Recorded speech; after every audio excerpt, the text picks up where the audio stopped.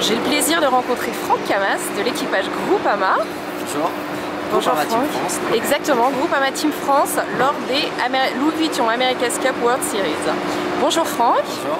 Merci beaucoup de nous recevoir. Merci. Alors, fierté d'avoir une équipe française parmi toutes ces belles équipes.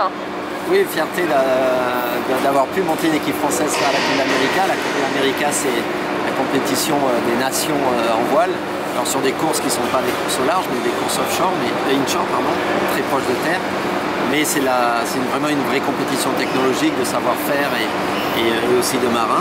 Et je pense qu'en France, on se doit d'être représenté dans cette compétition et on a toutes les compétences pour gagner cette coupe. Il faut du temps, il faut effectivement des moyens. Chose qu'on n'a pas pu en France réunir à long terme. Et c'est notre ambition et notre volonté avec le Team France de vraiment travailler sur cette coupe-là et encore continuer et garder cet investissement pour les fois prochaines. Du coup, vous parliez de quelque chose à la conférence de presse qui était très intéressant, c'était qu'il n'y avait pas que le skipper. Oui, il y avait aussi la technicité. La Coupe d'Amérique, c'est une compétition sportive d'une part et c'est aussi beaucoup d'ailleurs une compétition technologique. Il faut avoir un bateau qui soit plus performant que les autres et ça c'est une compétition technologique. On travaille avec des ingénieurs, des metteurs en point, des constructeurs, des designers, des hydrodynamiciens, aérodynamiciens et toute cette technologie-là et ce savoir-faire, il faut qu'on le développe. Et c'est une vraie compétition à celui qui va mettre à l'eau le bateau plus rapide que son voisin.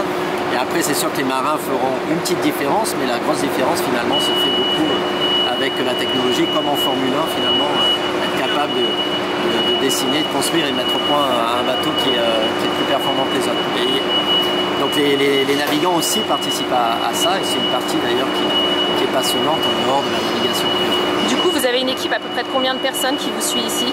Alors sur ces étapes-là où on se déplace, on est une vingtaine. Il y a 5 marins et puis après il y a le short team et un peu des commerciaux et la logistique. Et ensuite par contre en totalité on est 70. Donc par exemple il y a 30 personnes qui s'occupent de dessiner et de construire le bateau aux alentours de l'Orient. Plus ceux qui vraiment mettent la main à la pâte, les techniciens qui sont dans le chantier. Donc ça fait beaucoup de monde, beaucoup d'heures de travail. Et voilà, cette partie-là, c'est sûr qu'elle n'est pas visible aujourd'hui puisqu'on n'a pas encore mis le bateau à l'eau, mais on va le mettre à l'eau dans un mois, j'espère. C'est 90% du bateau final. Ensuite, il y a des évolutions avant que ça devienne le bateau pour la Coupe d'Amérique l'année prochaine. Et nous, ce qui nous intéressait aussi, c'est de savoir que vous aviez vraiment un esprit d'équipe depuis le départ. Et vous vous êtes associé à Michel Desjoyaux et à Olivier de Kersauzon. On vous appelle un peu les trois mousquetaires. À vous trois, vous avez quasiment tout gagné. Pourquoi cette alliance et pourquoi cette envie justement de créer quelque chose peut-être de plus fort?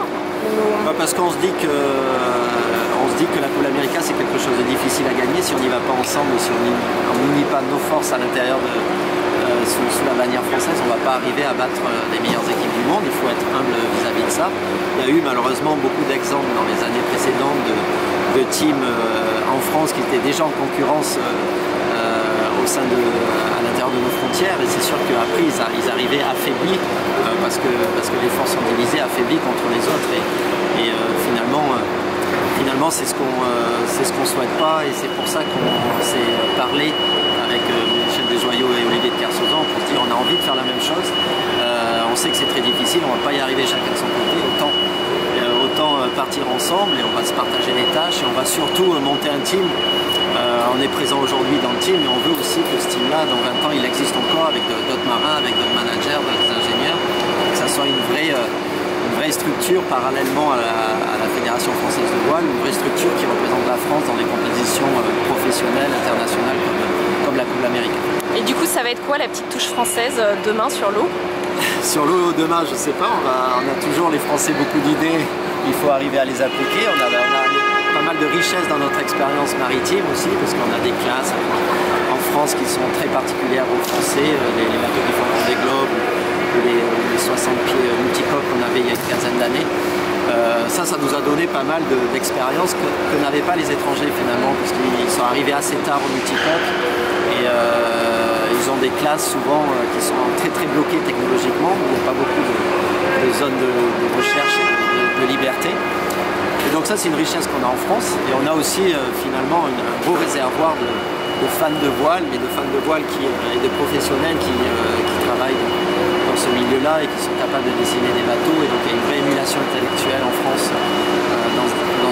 là, et ça c'est une force qu'il faut qu'on arrive à intégrer dans notre team. Il y a beaucoup d'ailleurs de Français qui sont dans les bureaux d'études des teams étrangers. Et c'est un peu dommage. Alors c'est sûr qu'on est parti un peu tard cette année, on n'a pas pu tous les regrouper chez nous, mais je pense que tout le monde a envie de travailler au sein d'une structure française, avec une culture française, parce qu'on se comprend mieux et on a la même façon de penser, et peut-être on sera plus efficace si on est tous réunis ensemble sous un drapeau français. C'est ce qu'on vous souhaite. Hein. Et alors, je sais que vous êtes pianiste. J'étais, vous étiez.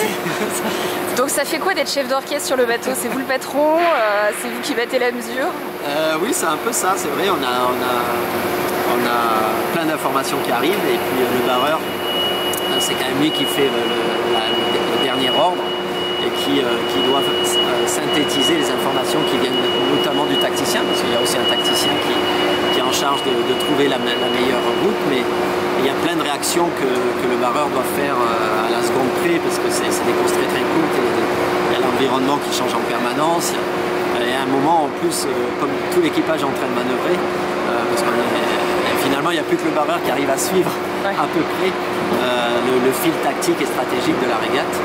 Et voilà, donc c'est un jeu intellectuel assez particulier où il faut en même temps utiliser et incorporer toutes les informations qui viennent de l'équipage et qui viennent évidemment de la vision extérieure, et être très très réactif parce que les situations changent très très vite avec les concurrents qui sont autour de nous, le vent qui change, la vitesse des bateaux qui est très importante. Et justement, le parcours, il vous paraît pas un peu petit? Ça vous fait pas un peu peur, cette crade? Il nous paraît toujours trop petit, mais bon, c'est le jeu et le but aussi de ces événements-là. Alors comme je disais, c'est pas vraiment la Coupe América, c'est les pré-régates de la Coupe. C'est pour montrer ce qui est devenu la Coupe América avec des bateaux qui volent, une aile rigide. Mais le parcours de la Coupe América sera un peu plus grand avec des bateaux différents qui vont presque 2 fois plus vite d'ailleurs par moment. Mais là, le but c'est de montrer les bateaux le plus proche du public, donc ça veut dire qu'on est forcément dans des endroits un peu restreints, et il faut faire avec. Et c'est vrai que parfois, si les conditions ne sont pas bonnes, ça donne des régates très très courtes et difficilement compréhensibles même par nous. Et du coup, comment est-ce qu'on passe d'un jeune garçon passionné par la voile qui fait son premier optimiste et qui maintenant se retrouve dans quand même une compétition qui est mythique? Quand vous regardez un peu en arrière, quand vous regardez en arrière, vous devez être fier. Oui, je suis très très content, et puis c'est vraiment un rêve de pouvoir. J'ai vécu plein de rêves dans ma vie, et de naviguer sur des super bateaux, faire des parcours autour du monde avec des équipages très performants. C'est vrai que c'est génial d'être dans cette position-là. Et la Coupe América, c'est toujours un peu au-dessus, parce que c'est la référence dans la voile, et je suis très fier de pouvoir amener une équipe française dans ce jeu-là. Et je serai encore plus fier si on représente d'autant mieux la France. Bah nous aussi, on sera très fiers de vous. Un petit message pour les Français des États-Unis qui vous suivent? Tous pour la Coupe? Oui, tous pour la Coupe. Et venez nous voir quand vous pouvez, quand on n'est pas loin, comme ici à Chicago. Et voilà, il faut qu'on batte les Américains sur leur terrain, ça serait parfait. Ça leur ferait les pieds. Je crois qu'à New York, vous avez déjà gagné une manche en plus. Oui, on a gagné une manche à New York, donc on sait faire. Il faut qu'on arrive à être constant. Et je pense qu'on a gagné pas mal de compétences cet hiver, parce qu'on s'est bien entraîné sur cet hiver. Vous étiez cet hiver avec des bateaux similaires, et ça commence à porter ses fruits. Alors c'est pas encore ça, mais on a encore un an pour arriver au haut niveau. Et une dernière petite question, qu'est-ce qui vous fait le plus frissonner? C'est la skyline de Chicago ou la baie de l'Orient? Rien à voir, ça c'est sûr. J'aime bien le changement, donc c'est bien d'aller dans les deux. À Chicago, malheureusement, on arrive un jour avant la régate, et puis on régate 2 jours, on repart, donc c'est très difficile peut-être de comprendre le plan d'eau et de l'apprécier. On est souvent soumis aux conditions météo qui ne sont pas forcément celles qui sont les plus courantes, et on va avoir, je pense, ce week-end, notamment samedi, un jour de pluie et du vent qui vient de la ville. Alors c'est pas l'idéal pour naviguer, mais le dimanche, ça devrait être un très beau jour de régate. Bon, en tout cas, on vous souhaite plein de bonnes choses, on va suivre avec attention, et surtout bon vent. Merci à vous.